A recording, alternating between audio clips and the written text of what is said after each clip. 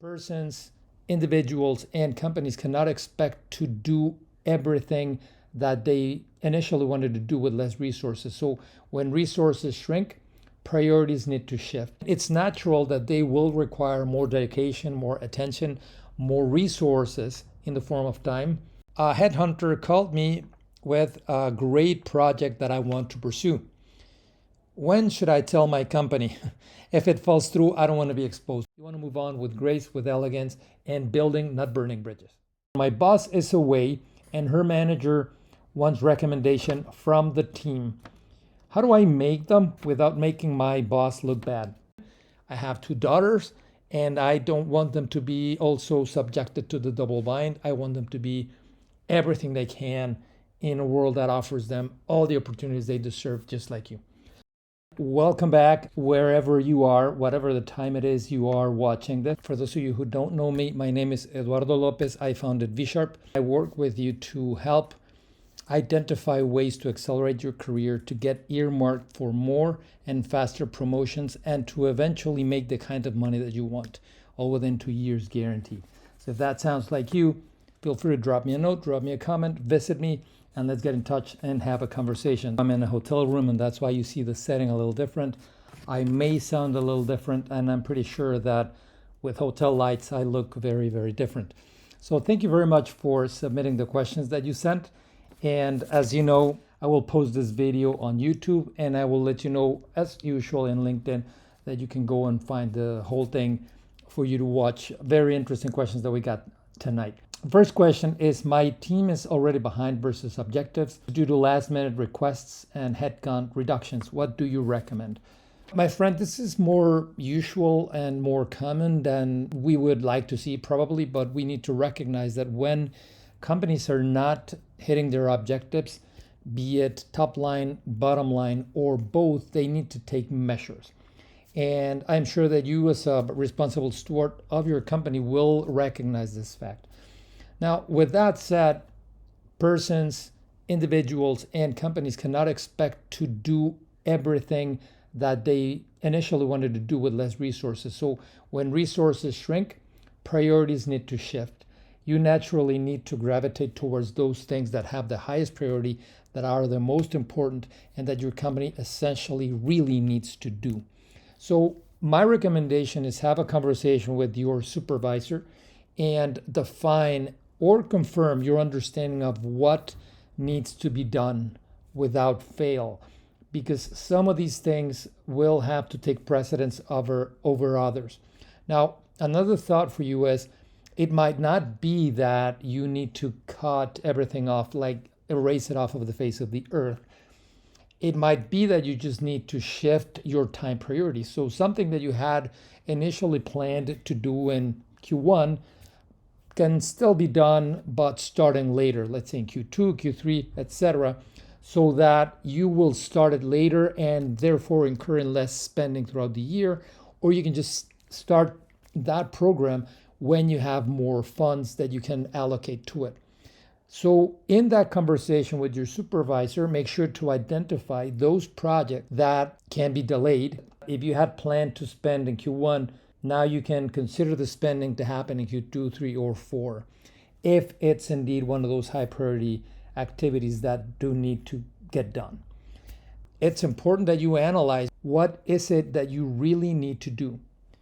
And those things that you believe that must be completed should also be the ones that your boss has in his or her list, right? Because the one thing you don't want to do is to go and start doing things, executing on actions that your supervisor or the company at large might not identify as high priorities. So make sure that, as always, there's good communication, that you identify and align on what the priorities are, and based on those priorities, try to understand if it's something that you need to do right now, this instant, or is it something that you can delay and start later in the year. Make sense? Okay, let's go to the next question.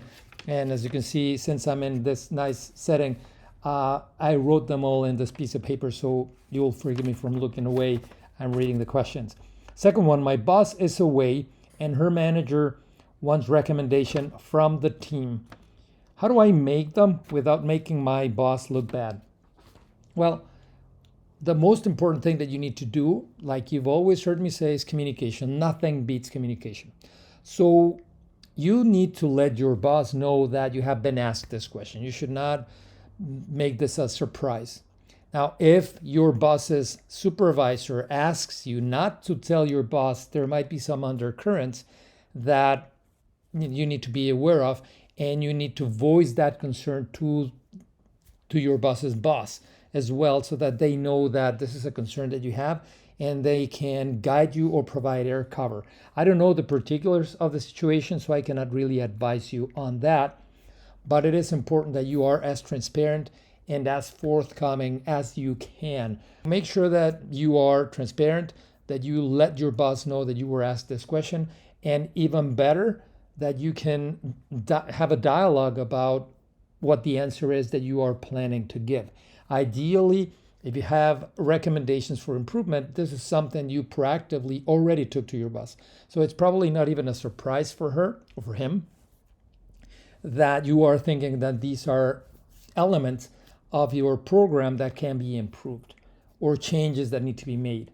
So it shouldn't be a complete surprise for them, but make sure that in any case, even if you haven't discussed it, you are above board, very clear, transparent, and they know that you're being asked this question and ideally what the response is you're going to give. But again, if there's a concern, talk to your supervisor's supervisor and let him or her know that this is a concern. And in any event, be careful, tread carefully. This is a very uncomfortable situation. I've been in it, and it doesn't need to be worrisome or stressful or even bad. It's a legitimate question probably that you're being asked because your management does care about what the team thinks and wants to implement recommendations from people who are more closer to the action. So hopefully that helps. Transparency, be forthcoming, be open with your boss and with her boss, and you're going to be okay. So hopefully that helps and that makes sense. Let's go to the next question. How do I prevent burnout and failure when onboarding colleagues who are struggling to deliver what my team needs? Well, you probably are familiar with situational leadership. When you have people who are new in a team, not necessarily new to the company or the level or the industry, but they're new to the company or to the team, you might need to do a little bit more of hand-holding with them. So they probably don't know all that they need to know, or they're not aware of everything they don't know. They don't know what they don't know. So you need to teach them and be closer to them so that they can identify the things that need to be done and learn probably from you or from a trusted delegate what, how, when, and other reasons behind those activities in such a way that they're going to get more comfortable. And eventually they know that there's a bunch of things, that there's a series of activities that they might not know, but they're aware that they don't know them. So they are consciously incompetent. When they start, when you don't know what you don't know, that's called being unconsciously incompetent.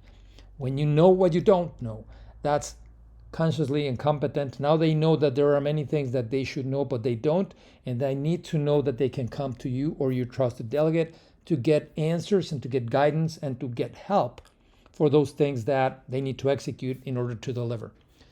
As they get better, they would be consciously competent. Now they know what they need to do, when they need to do it, why they need to do it. They are very familiar with the tactics, the procedures, everything they need to do to deliver on whatever the task is. And over time, they'll become very confident, like driving a car. You drive a car, you're not thinking about all the many things that you need to do if you're going to execute a turn left or right. You know that you need to put your blinkers on, you need to look at your mirrors, you know the whole procedure, and you execute on that flawlessly without thinking every single time. So that's the same thing. When your colleagues get better, then all you need to do is tell them what to do or what needs to be done, and they'll take care of the rest. So your colleagues, as they come in, they're unconsciously incompetent, probably. And it's natural that they will require more dedication, more attention, more resources in the form of time than others. The same thing applies as the response that I gave a little while ago. Is make sure that you have assigned priorities correctly. First of all, that you have identified priorities correctly. You should only be focused on those things that are really going to move the needle, that are going to make a difference. Once you have those, then did you assign them in a way that is consistent with the level of proficiency that your team has? If not, reassess. Do all of those activities that you assigned, even to new colleagues, need to be done right now?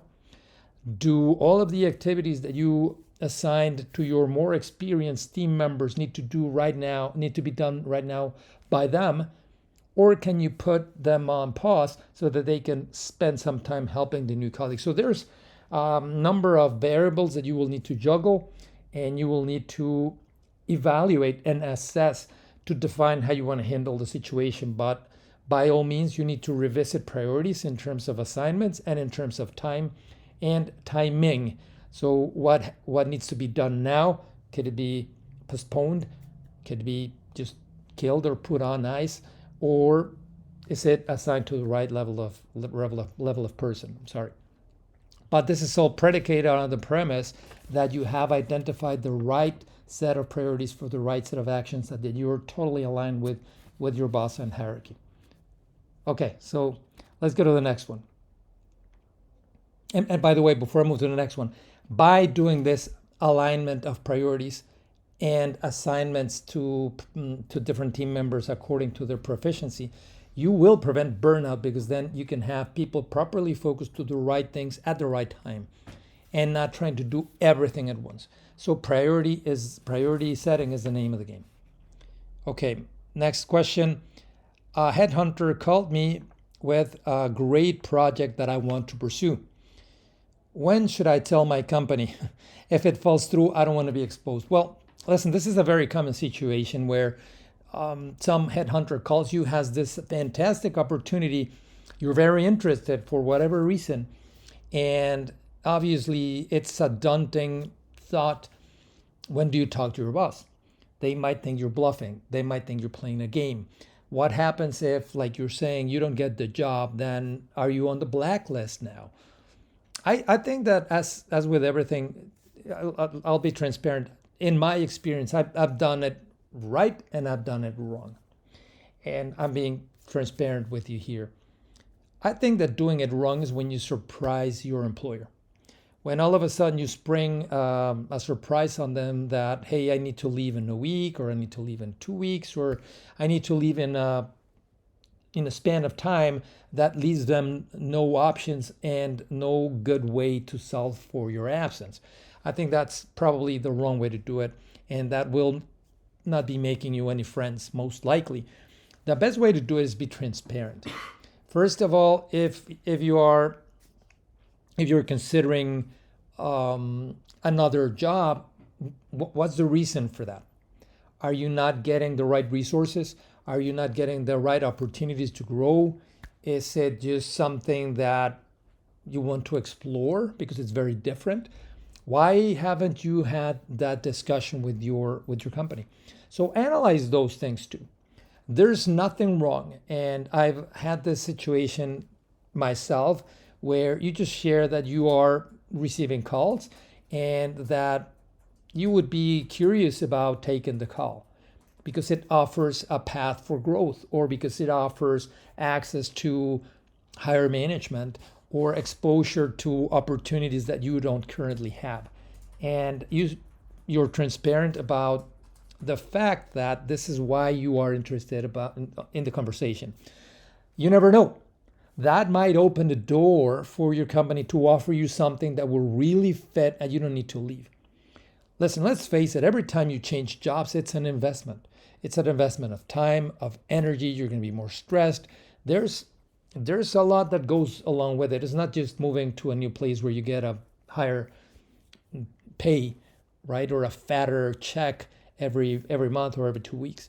It's about the stress and learning a new culture and letting go of your network that took time to build. So there's many things that you need to consider. So if you can, get what you need in your company, that's probably the best solution, because you already know the environment, you have a network, you have things that work, and you don't need to spend more time on creating something that already exists and already works well. If, whatever the reason, you find that the best solution is to move on, it's fine. Many of us grow like that, and many opportunities come to us like that too. So there's nothing wrong with that. But my advice to you would be, the more open you can be with your current company, the better, because that'll allow you to move on gracefully with elegance and not to burn any ships or lock any doors for you as you move on. It's fantastic if you can continue to grow and enrich your network, and you can always look back at your experiences and know that there are resources in the companies that you have been in that will always be willing to help you. I don't know, to welcome you back, to give you business. You never know. So if you can, try to show that you care by being honest about the fact that you are thinking about taking that call. Maybe it leads somewhere and maybe it doesn't, but if it does, you want to move on with grace, with elegance, and building, not burning bridges. Okay. I hope that helped. Let me move on to the next one. This is a very interesting question, and one that I get a lot, and I, as a male leader, I can tell you my perspective. Listen to the question, and I'll give you some more thoughts. The question is, as a female leader, what does it mean to be, quote unquote, more political? My boss says I am too aggressive. I am confused because last year he told me the exact opposite. You're facing something that I found to be very common. It's called the double bind. And the double bind is a problem that female leaders face. The problem is that they're measured on a male standard of performance. So you are told to be nicer, and then when you are nice, you're told you are too nice and you need to be more aggressive. When you're more aggressive, you're too aggressive, and you can never really please everybody. So you're asked to be more likable, and you're asked to be more aggressive, and whatever you do, you never seem to be pleasing your leaders. And again, that's because your performance is being measured against a male standard of performance. It's problematic. I think that one of the most important things for you to think about is who are you, right? So don't be anybody you are not. If you're being told to be more aggressive, you can certainly adopt an artificial, let's say, facade that will make you look more aggressive, even if that's not who you really are. It's very, very hard to sustain. It takes a lot of energy. It takes a lot of processing to try to be somebody you're not. You're going to get less satisfaction out of being somebody you're not. So I would suggest that you really analyze who you are. You will be judged either way. If you are nicer, as per indications, or if you're more aggressive, as per indications, you will be judged, and not everybody will be satisfied. So my advice would be, try to really understand who you are, who's the true you. You didn't give me your name, but your true personality, who you are, will determine how you act. And that's the best, most fulfilling, most sustainable mode of operation. Just be who you are and stop trying to act like somebody you're not. And I think that eventually carries. They were able to find their true selves and act accordingly. And that took them to very, very high positions in truly global companies. I have a whole video that I'll link in the description that describes this experience. Your performance, the same thing. Do not let that be associated to a standard that's not yours. So who are you? What is your standard for excellence? Do the best you can, because you know that that's the right thing to do, and you know that that's the right priority. Don't necessarily say yes just because you feel that you need to prove something. Know your value. Act according to that value. Set your priorities according to that value, and feel empowered to say no if you feel that's something that you're not good for, that you're not right for, that you should not be doing right now. You're as empowered to push back as any other colleague, male or female. Don't think that because you're a woman, you should be just taking more things to prove that you're as good as any man. Make sure that you feel empowered and you stand for yourself and you push back where you need, because I think in my own experience, those were some of the most powerful leaders that I ever saw. That's definitely something that comes through when you are that strong that you can push back and stand for yourself. Let me know in the comments. I would really like to know. What I could do is maybe invite some female leader and we can have more discussions about this. Or if you would be willing to have a conversation with me, I would love to get your input and probably prepare some other video in the future where we could get the perspective of an actual female leader firsthand rather than my observations as a male. Because even though I have a ton of admiration, I can never substitute that for the real experience of having lived that. This is a question that's near and dear to my heart. I feel about this very strongly because, like I said, some of the most capable leaders that I ever worked for were women. I have 2 daughters, and I don't want them to be also subjected to the double bind. I want them to be everything they can in a world that offers them all the opportunities they deserve, just like you. So hopefully this helps. And let me know in the comments if there's more that we need to discuss, if there's anything that I didn't touch upon that you'd like me to touch upon for this question, and whether you think it'd be valuable to produce a video where I invite somebody, or I can at least get input from you or from other leaders you want me to talk to inform a little bit more this topic. So with that, those were the questions that I had for today. Thank you for that important question about double bind. There's no contradiction between being competent or being liked. I've seen many very valuable people sacrifice their brilliance because they just want to be liked. Be who you are. Even if you're a male, you don't have to be liked. You won't be liked by everybody. I wouldn't be worrying about that. Be who you are. Know who you are. Know your value. Bring it to the table. Thanks for that question. Guys, I will see you next week per the regular schedule. Now back from my studio, and I wish you a fantastic rest of the week. Wherever you are, be well. I'll see you soon. Bye.